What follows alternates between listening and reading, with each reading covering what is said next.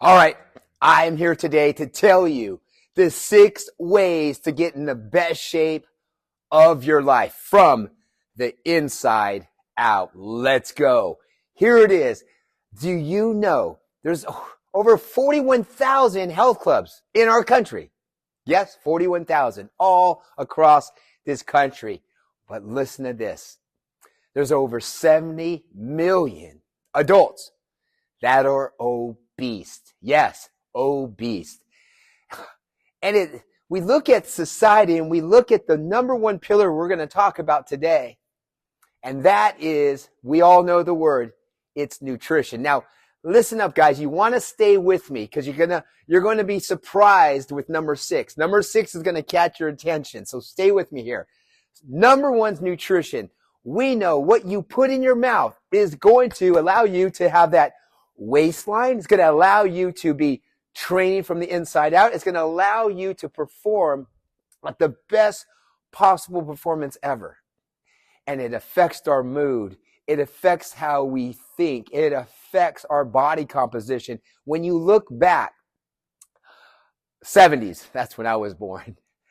We didn't have many gyms at all, but the average body looked normal. They were slender and slim.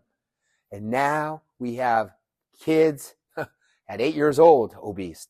And it starts in our home with you, the adults, right with you. And so we lead our family. In what way?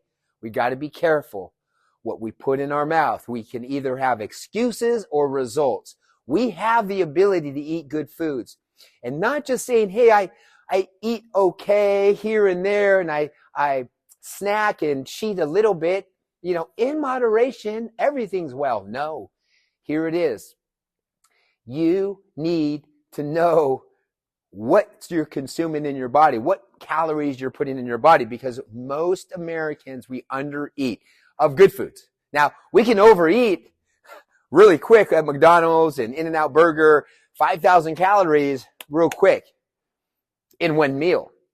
But we're talking about solid food that are low inflammation foods. And so how do we do that? Yeah, it's uncomfortable. We have to build into this. It doesn't happen overnight.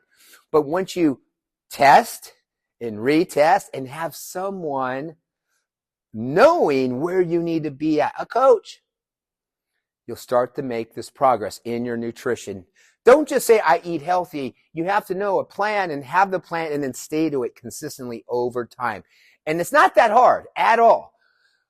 Most people want to see results like yesterday, like that day before, right? So nutrition, number 1, we all know this. And just know this, I'm going to remind you more than teach you.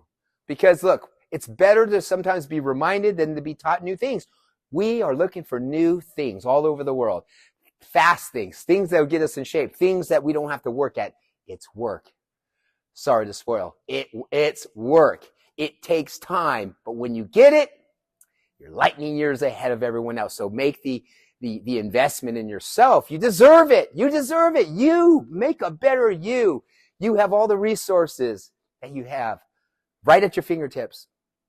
What you put in your mouth, you can control the things you can control. All the other things that you can't control, that you're worrying about right now, today, leave it up to God. Pray about those things. But the things you control what goes in your mouth.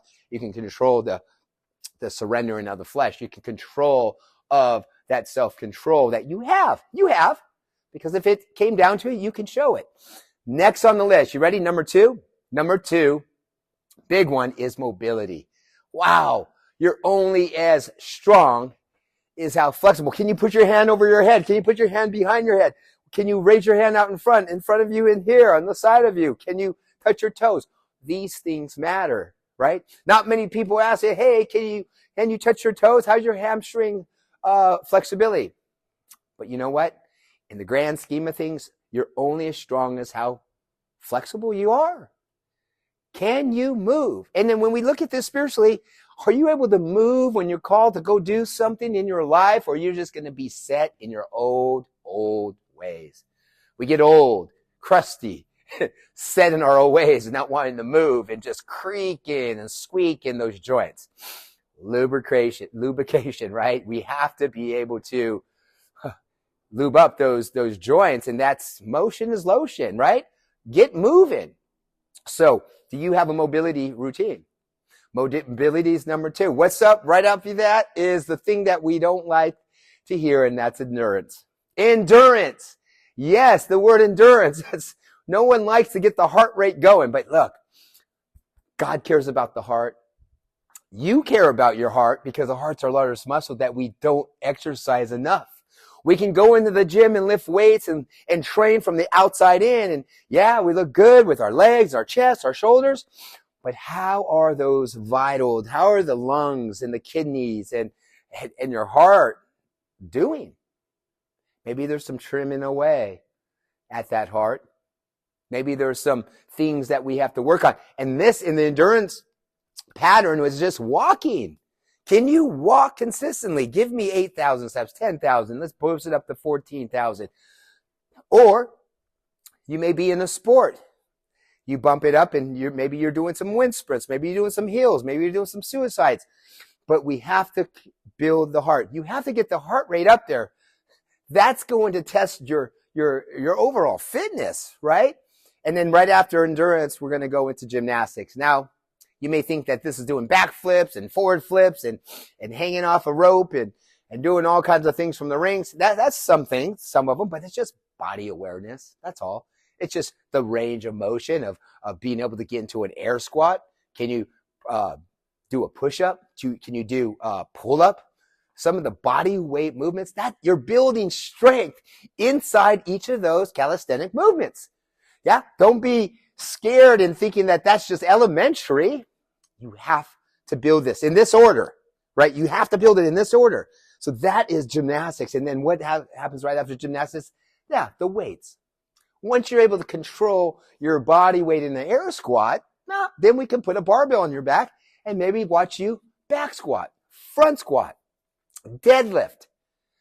But until then, we have to build up to that resistance that is right for you and for me. So number 5 is what? Weights. Number 5 is weights. Right after number 5, number 6, and what we've been waiting for all day is sport. Now, you may have not played your sport in many years, maybe in high school, maybe in college. And maybe the sport has changed over the years, but you can see, I hear people all the time, like right now, I'm getting in the pickleball. But there's people that are playing pickleball and they're getting injured because look, they jump from getting mobile and working on their nutrition and the gymnastic movements to right to sport. Now, 40, 50 pounds overweight. You shouldn't be on the pickleball court going left and right and laterally moving if your joints aren't mobile enough to do that. As you start to chisel away, get body fat down, you start to look through a lens and going, oh, I'm good at this sport. I'm good at that sport. I like to run. I like to play basketball. My jumping ability is great. This is for kids. This is for this pillar of 6 or for adults, any age.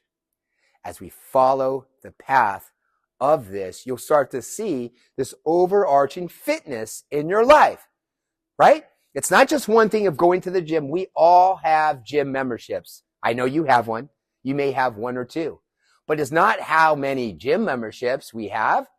It's about doing what is important for this season of life that you're living. We go through all kinds of ups, downs, sideways, getting pulled in all directions. What can you do consistently every single day? And then being faithful in the little, then adding a little bit more each day. So let's recap. Number 1, nutrition. Number 2, mobility. Number 3, endurance. Number 4, gymnastics. Number 5, weights. And number 6 is sport. What sport does that look like? Maybe it's a hobby. Maybe it's something that you're doing with your spouse. Maybe with your kids, right? Maybe get involved with just maybe playing basketball or baseball with them. I mean, just that alone is a challenge. We don't have the energy to play with our kids, our grandkids. And so that may be the sport that you're looking to get better at in the time that the season while they're kids, while they're going through youth sports. And as you start to better you in your physical